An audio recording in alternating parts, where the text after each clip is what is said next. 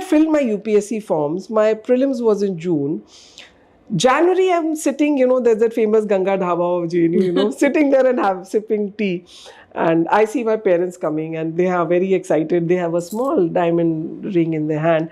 They says, we've come to take you. The boys' family are coming for engagement. Can you beat it? I had not seen my husband. I had not seen YP Singh when I went for the engagement. And my younger sister was also there. She was in the 12th standard. And she also came along. Yeah, I think she was in the 12th. She was there only. She's telling me, say no, say no. Because she said, you fill the form, you have to take the UPSC. Listen, you are too brilliant to get married at this stage. Say no. I said, no, but mom has got that ring and these people have come. How do I say no? That is the journey. So I got married. They came, I got engaged, I went for the engagement. My father-in-law said, no, February is a month which is very good, and also we want the marriage in February. So parents, I would say it should have been my parents should have said that, no, prelims is in June, mains is in November, so we'll do the wedding in December. I mean, they could have taken a stand. But I think marriage was, in our generation, marriage came first, career came second. So this is the beautiful thing which has happened now. Like we as parents feel, even for our daughters, career first, marriage second. But in our times, it was marriage first, career second. So Jan I got engaged, February I got married, June were the prelims. Somehow, like people said, no, you will not clear the prelims, you will not clear the prelims. I lost confidence in myself. And I didn't take the prelims that year. And then my father said, how can anyone judge you or decide that you will not clear the prelims? I know my daughter. That was the confidence my father had in me. But I almost had a nervous breakdown, and that was 87 June. I didn't take the prelims.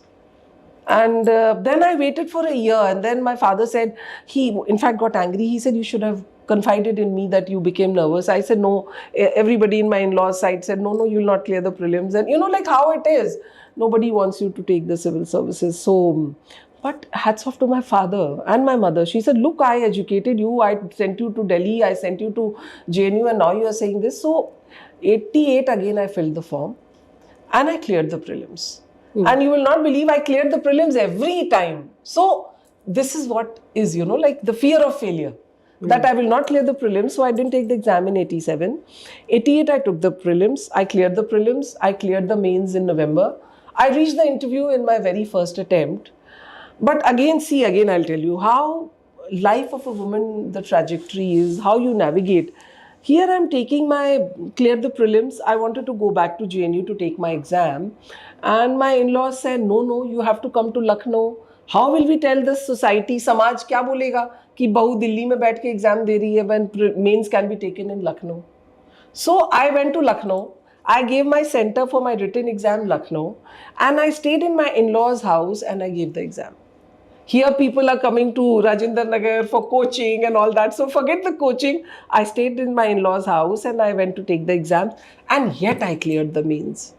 Were you allowed to study in your in-laws' house? Yeah, that of course, because it was study. I could sit in my room and study. Chai bana rahe the. But yes, if the guests came, I did have to come out and meet them. Luckily, I didn't have to make chai because I would have not known also how to make chai at that stage, because I was a police officer's daughter. There were, somehow we never entered the kitchen because my dad was very clear, my mom, that मेरी लड़कियाँ अफसर बनेंगी. ये सब काम नहीं करना at times, So, but I was, reached the interview. The result came, my name was nowhere. So what failure? I have seen that I cleared the prelims, mains, reaching the interview. But when I went for the interview, I was 5 months pregnant. So the family pressures were such that a child is more important than your exam. So here I'm taking the exam and then I'm trying for a child. And in between, like for a woman, it is this, that you have to navigate everything. And my motto in life is treat every adversity as an opportunity. And that is why I may not have cleared that year. But I said, doesn't matter. Next year I'll come again.